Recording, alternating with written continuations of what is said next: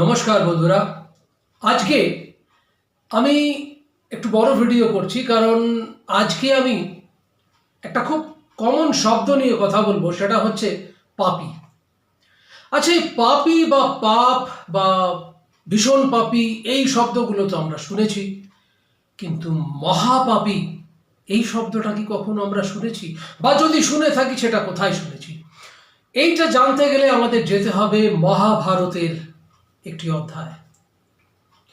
যখন শরশয্যায় পিতামহ ভীষ্ম কুরুক্ষেত্রের মাটিতে, কুরুক্ষেত্রের রণভূমিতে বলা যেতে পারে, বিধ্বস্ত হয়ে স্বেচ্ছা মৃত্যুকে আটকে রেখে তিনি ভগবান কৃষ্ণের অপেক্ষা করছেন।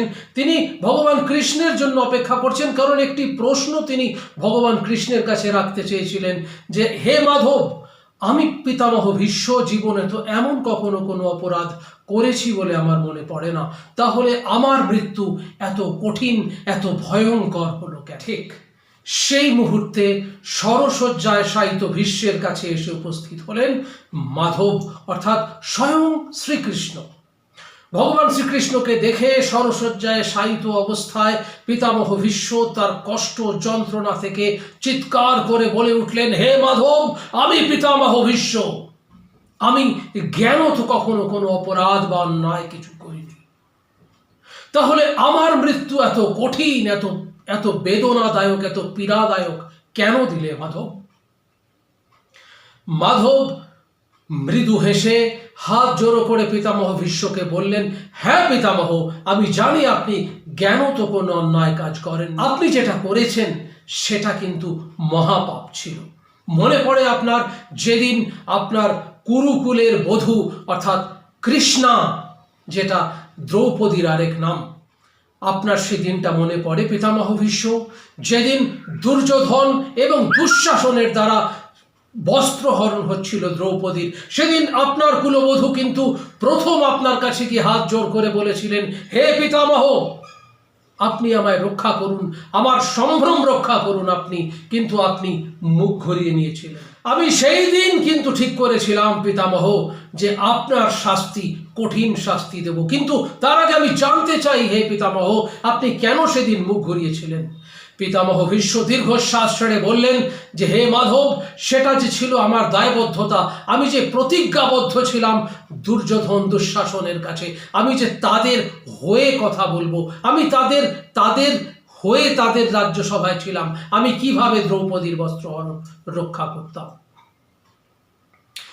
তখন মাধব বললেন যে, দেখুন পিতামহ ভীষ্ম, অপরাধ যে করে সে তো পাপী, কিন্তু সেই অপরাধ দেখার পর যদি সেই অপরাধটিকে প্রতিহত করার ক্ষমতা থাকা সত্ত্বেও কোনো মানুষ বা কোনো প্রাণী যদি সেটাতে প্রতিহত না করে বা প্রতিহত করতে উদ্যত না হয়, তাহলে সে মহাপাপী। সেই দিন সেই সভায়, কৌরবদের সেই সভায় আমি যখন দেখেছিলাম যে দ্রৌপদী আমাকে স্মরণ করছে, আমি তখন গিয়ে দেখেছিলাম যে আপনি পিতামহ ভীষ্ম মুখ ঘুরিয়ে নিয়েছিলেন এই দ্রৌপদীর কাছ থেকে।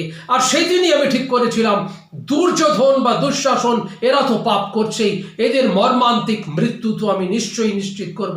কিন্তু পিতামহ ভীষ্ম, যার এই পাপকে প্রতিহত করার ক্ষমতা থাকা সত্ত্বেও তিনি মুখ ঘুরিয়ে নিয়েছিলেন, তিনি তো মহাপাপী আমার নজর। আপনি আমাকে একটু আগে প্রশ্ন করেছিলেন না পিতামহ যে, এ কেমন বিচার তোমার মাধব? তুমি তো শুনেছি চুল চেরা বিচার করো, তুমি তো নিত্যের ওজনে বিচার করো মাধব, তাহলে তোমার এই বিচার কেমন? হ্যাঁ পিতামহ ভীষ্ম, আমি সেই দিন নিত্যের ওজনেই বিচার করব বলে ভেবেছিলাম যে দ্রৌপদীর বস্ত্রহরণ যদি আপনি প্রতিহত করতেন, তাহলে কিন্তু আপনি মহাপাপী হতেন না।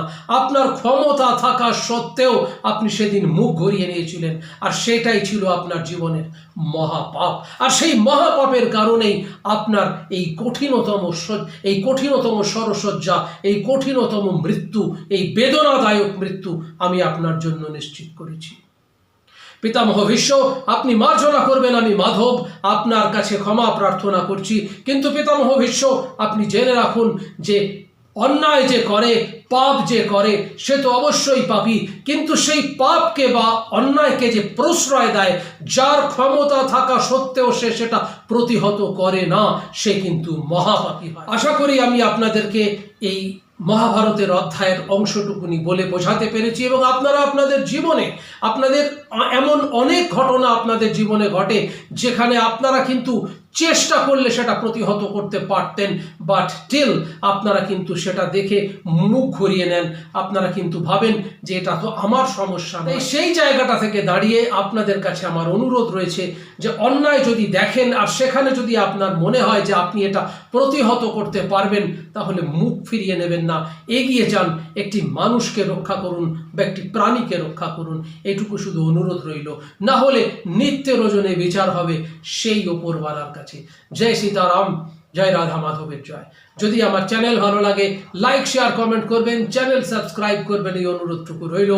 দেখতে থাকুন, সঙ্গে থাকুন। নমস্কার।